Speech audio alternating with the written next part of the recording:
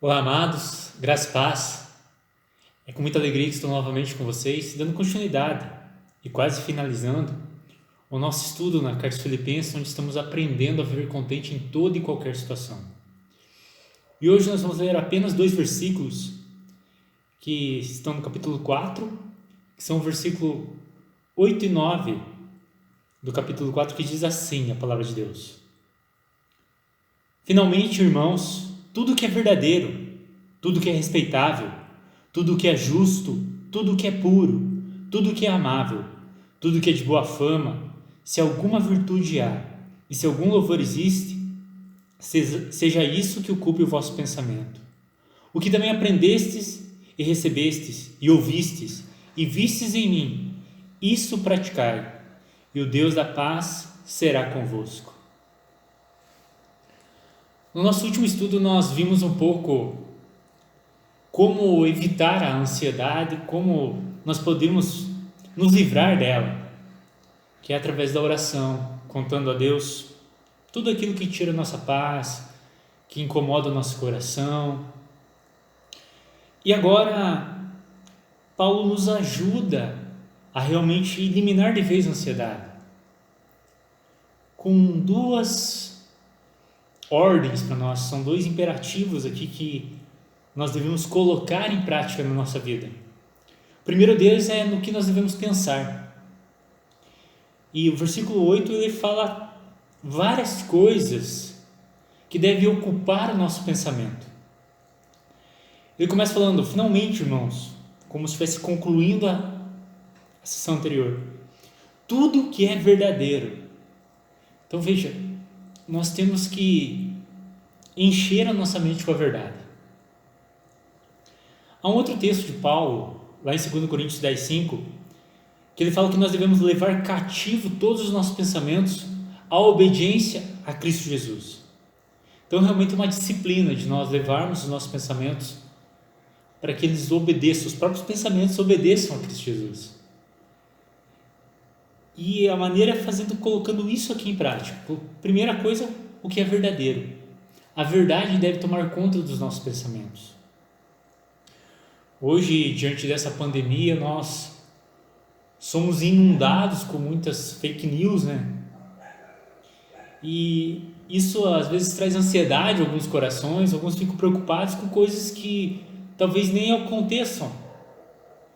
E algumas coisas nem são verdade mesmo e inquieta o coração das pessoas. E grande parte, a grande maioria das coisas que tiram o nosso sono, que trazem angústia, preocupação, causam ansiedade em nós, a grande maioria dessas coisas jamais concretizam. A gente coloca muitas coisas na nossa cabeça, a gente fica preocupado com muitas coisas e a grande maioria delas nem chegam a acontecer. Dois dos comentaristas, eu não vi a fonte que eles usam, mas dois dos comentaristas que eu li, eles disseram que 92% daquilo que preocupa a nossa mente não chega a acontecer. E faz muito sentido isso, quando a gente para pensar, tudo aquilo que já nos preocupou, já tirou nosso sono e causou ansiedade em nós, muitas dessas coisas não vieram a acontecer. Não chegaram nem perto de acontecer. E a gente ficou preocupado, angustiado, ansioso, perdeu o sono por coisas que não eram verdade. Por isso, coloque somente naquilo que já é verdade, naquilo que é verdadeiro. E o melhor lugar para você colocar é em Cristo Jesus. Jesus mesmo diz que Ele é o caminho, a verdade e a vida. Ninguém vê o Pai senão por Ele. E o próprio Jesus também fala, santifica-os na verdade, a tua palavra é verdade, em João 17. Então a palavra de Deus é a verdade também. Então enche a tua mente com aquilo que é verdadeiro, com a palavra de Deus. Decore versículos bíblicos, medite neles de dia e de noite. Se esforce nisso, se discipline nisso. Assista telejornais, tantas outras coisas aí, mas não foque nessas notícias, principalmente nessas notícias ruins complicadas que têm acontecido aí. Descanse a tua mente na verdade absoluta que é a palavra de Deus. Sim, há uma verdade absoluta. A verdade ela não é relativa. Ela é absoluta. E é a palavra de Deus, é o próprio Deus, é o Senhor Jesus. Então coloque nele a sua mente, seus pensamentos e se preocupe com aquilo que é verdade. Isso quer dizer que a nossa mente também não pode tramar mentiras. Se eu devo colocar aquilo que é verdadeiro na minha mente, então não há espaço para mentiras, não há espaço para elaborar mentiras. Ele continua falando tudo aquilo que é respeitável. Nós temos que ter pensamentos que sejam respeitáveis. Isso, lógico, como a gente vai ver mais para frente, vai gerar práticas respeitáveis. Então, mentiras, a gente já viu que não deve fazer parte da nossa mente. Mas intrigas, fofocas, coisas que sejam injuriosas contra outras pessoas, tudo isso não deve fazer parte da nossa mente. E aí ele continua dizendo também tudo que é justo. Nós devemos pensar naquilo que é justo, não naquilo que, mesmo que cause injustiça para alguém, mas se é do meu lado, se é do jeito que eu quero, tá bom. Nós vivemos uma época, isso já há algum tempo, né, não de agora, onde há dois extremos no nosso país, né? Se eu sou do lado B, eu sou contra o lado A. E se eu sou do lado B, mesmo que o lado B faça coisas erradas, eu apoio ele. Assim como eu apoio quando faz coisas certas. E se o lado A faz coisas certas, eu não apoio, não. É o meu adversário, não. É errado. E se o lado B faz as mesmas coisas erradas que o lado... Se o lado A faz as mesmas coisas erradas que o lado B faz, então eu massacro esse lado. Só estou dando um exemplo como muitas vezes os nossos pensamentos não são justos e, consequentemente, as nossas ações não são justas. Simplesmente porque eu quero que um lado se dê mal, então, por mais que esse lado acerte, eu critico os acertos desse lado, e se ele erra, então, eu caio matando. Mas se o meu lado comete as mesmas coisas que o outro lado, as mesmas coisas erradas, eu dou uma desculpa, eu arrumo um jeitinho, ele rouba mais faz, né? Isso é injustiça. Isso não pode fazer parte nem da nossa mente, nem dos nossos pensamentos. E isso vale para todas as áreas da nossa vida. Nós devemos ter em nossa mente tudo que é justo. Consequentemente, nada do que é injusto. A injustiça não pode fazer parte nem dos nossos pensamentos. E aí ele continua tudo que é puro. Puro no sentido de santo mesmo. Sentido de algo que pode ser levado como oferta ao Senhor, consagrado ao Senhor. Isso que deve tomar conta do nosso pensamento. Eu sei que hoje em dia, com tantas coisas imorais, né, que a gente vê na TV, às vezes em filmes, às vezes as coisas querem tomar conta dos nossos pensamentos. Quando isso acontecer, o que tem que fazer? Levar esse pensamento cativo à obediência a Cristo. Tirar ele lá. Eu não lembro quem que é o autor da frase, mas certo autor diz assim que eu não posso evitar que os passarinhos pousem na minha cabeça, mas eu posso evitar que eles façam ninhos. E ele estava se referindo a pensamentos. Eu não posso evitar que os pensamentos imorais venham, mas eu não posso deixar que eles façam moradas. Eu posso evitar que eles façam moradas. Eu posso expulsá-los da minha mente. Com o quê? Com o que é justo, com o que é puro, com o que é respeitável. Então eu devo realmente pensar em coisas puras. E nas coisas impuras, quando elas vierem à minha mente, eu devo bani-las, expulsá-las. Eu não sei como que você faz isso, ou pode fazer isso, eu sei como eu faço. Quando pensamentos imorais vêm na minha mente, eu oro, converso com o Senhor, peço para Ele me ajudar, cito para mim mesmo na minha mente versículos bíblicos. Eu penso em coisas puras. E é uma luta para mim, é uma luta diária. Sempre estou lutando contra esse tipo de pensamentos imorais. Mas quando eles vêm, eu procuro de todo jeito expulsar. Eu evito que eles façam ninho na minha cabeça, eu evito que eles fiquem ali. E eu tento colocar coisas puras na minha mente.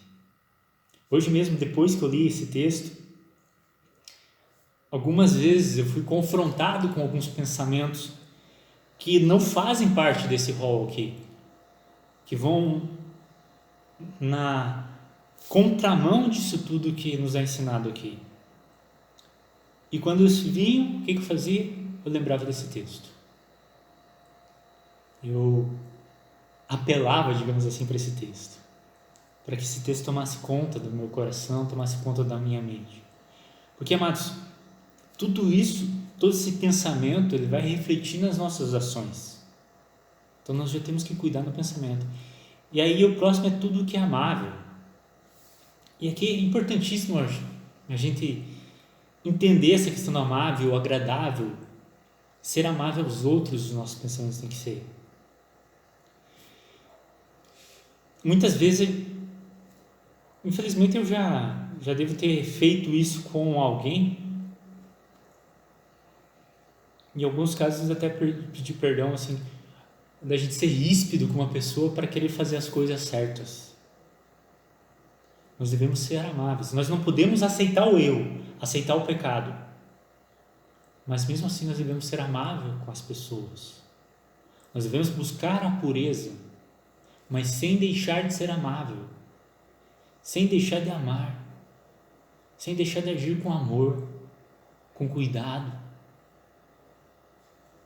A verdade é que quando você confrontar o pecado, você vai ferir sentimentos, você vai magoar. E alguns porque não querem deixar o pecado. Mas mesmo assim você tem que ser amável com essas pessoas. Se elas se afastarem de você, foi porque elas quiseram ficar com o pecado.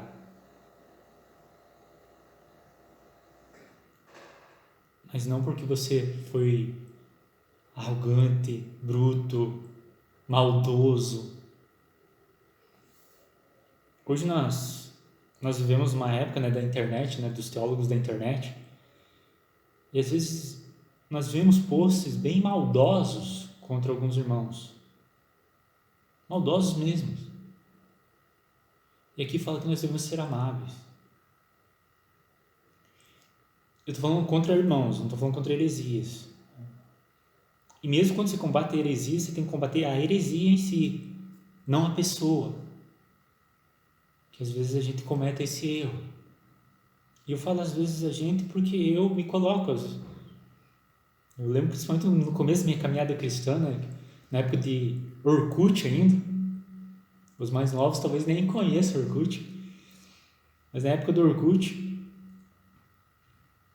às vezes eu estava começando a caminhada cristã, então estava bem sedento de ler a palavra.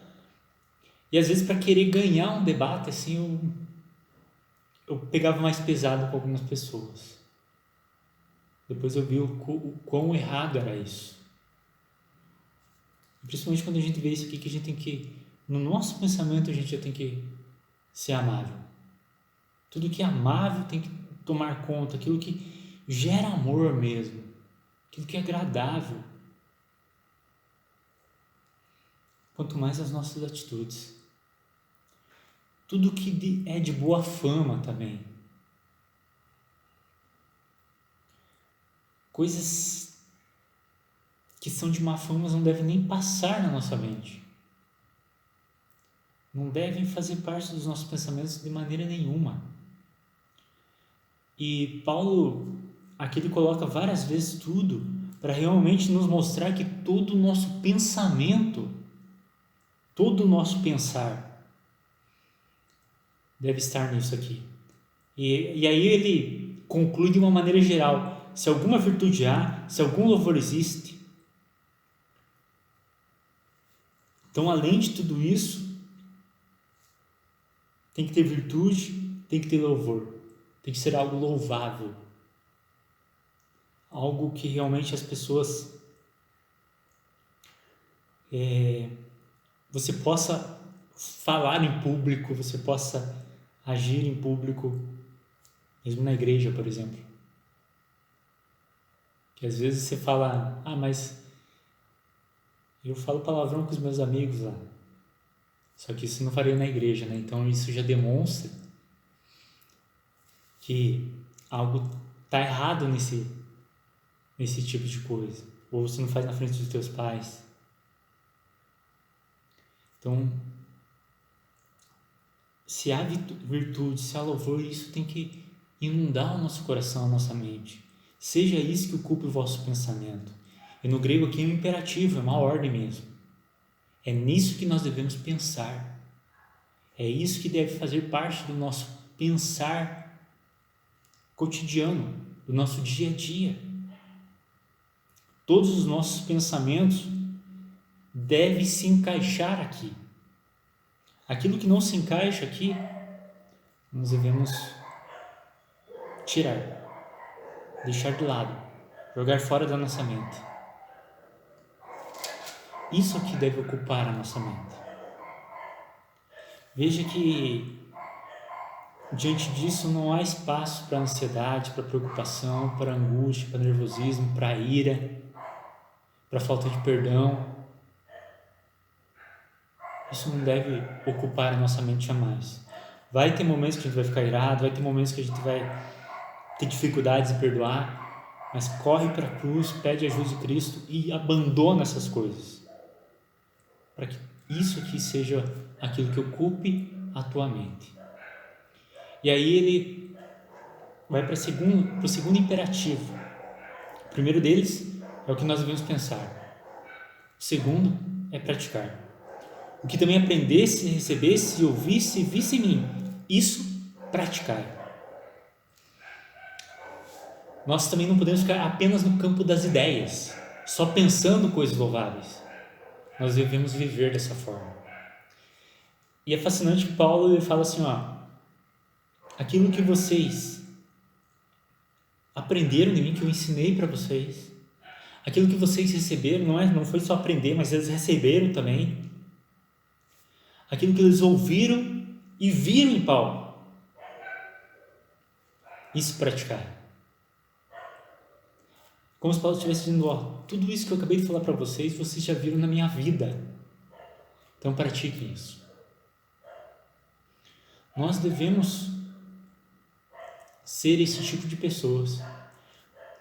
Na carta a Timóteo, Paulo ele fala assim, ninguém despreze a tua mocidade, antes torne-te padrão para os fiéis. Nós devemos viver dessa maneira, buscando ser padrão para os fiéis, para aquelas pessoas que já creem em Deus, quanto mais para os infiéis. Aquela história de que eu tenho que ser igual ao mundo para ganhar o mundo não é verdade. Não é bíblico. Eu devo ter amigos não crentes, ter amigos até ateus, porque não? Eu tenho pessoas que eu amo muito que são ateus.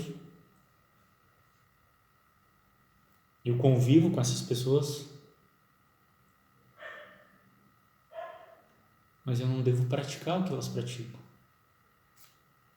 Viver aquilo que é contra a palavra de Deus que elas fazem.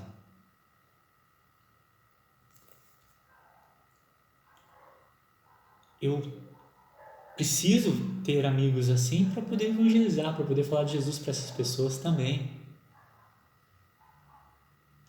Mas eu não posso fazer o que elas fazem, muito pelo contrário, eu tenho que fazer o que a Bíblia ensina. Eu tenho que fazer o que é verdadeiro, o que é respeitável, o que é justo, o que é puro, o que é amável, o que é de boa fama, se há virtude e se há louvor, se glorifica a Deus. Isso deve fazer parte da minha prática de vida diária. do meu viver diário. É assim que eu devo viver, procurar viver. Você, assim como eu, vai falhar muito nisso. Eu falho muito nisso, muitas vezes. Nós ainda somos falhos. Nós já vimos isso mais para trás. Mas assim como Paulo, nós temos que nos esforçar para sermos perfeitos. Nos esforçar ao máximo para que isso seja verdade na nossa vida. E veja, isso começa com o pensamento. Começa com a minha mente. Então, estude mais a palavra de Deus, leia bons livros, assista boas pregações, Hernandes Dias Lopes, Augusto Nicodemos, Luiz Saião, tem tantos caras muito bons. Os internacionais, John Piper, Paul Washer e tantos outros. Estude bons livros. Leia livros seculares também, são muito bons. Mas leia livros cristãos também para te ajudarem a ser edificado, principalmente naquela área que você tem mais dificuldade. E procure praticar tudo isso, porque não adianta você só ter conhecimento e não praticar. Estude a palavra de Deus para colocar em prática os ensinamentos de Deus, aquilo que Deus ensina em sua palavra. Busque viver tudo isso. Busque ser cada dia mais parecido com o Senhor Jesus Cristo. Ore por isso. Nós devemos viver dessa maneira. Nós que estamos em Cristo Jesus, que conhecemos o Senhor Jesus. E aí nós temos uma nova promessa aqui. O versículo 7, nós vimos que depois que nós orássemos, entregássemos a Deus tudo aquilo que causa ansiedade ao nosso coração, há uma promessa de que a paz de Deus guardaria a nossa mente e o nosso coração em Cristo Jesus. Agora, ao pensar tudo isso e ao praticar tudo isso, veja qual é a promessa maravilhosa de Deus. E o Deus da paz será convosco. É fascinante isso. Deus promete estar com a gente, ter comunhão com a gente. O Deus Todo-Poderoso, Criador do céu e da terra, promete fazer parte da nossa vida diária. Será convosco. Essa paz, ela só é possível para quem está em Cristo Jesus. Todas as pessoas, sem exceção, nascem inimigas de Deus por causa do pecado. Isso começou lá no Jardim do Éden. Deus cria tudo perfeito. Ele termina sua criação dizendo, viu Deus que tudo era muito bom. Aí o homem peca. O homem desobedece a Deus. E a partir dali ele começa a ter medo de Deus, se esconde de Deus, porque a comunhão com Deus foi quebrada. Mas já lá, no capítulo onde fala do pecado, capítulo 3 de Gênesis, o próprio Deus já promete que resolveria o problema do homem. Como? Lá ele fala que o descendente da mulher pisaria na cabeça da serpente. O descendente da mulher seria aquele que esmagaria as obras do inimigo. Jesus Cristo. Jesus vem ao mundo, vive uma vida de perfeita obediência, obediência até a morte e morte de cruz, Paulo diz aqui em Filipenses. E ele morre no nosso lugar pelos nossos pecados. E ressuscita ao terceiro dia para a nossa justificação, para nos dar paz com Deus, para nós podermos desfrutar dessa paz. Mas mesmo nós que estamos em Cristo Jesus, quando não vivemos isso que nos é ensinado aqui, nós não desfrutamos dessa paz.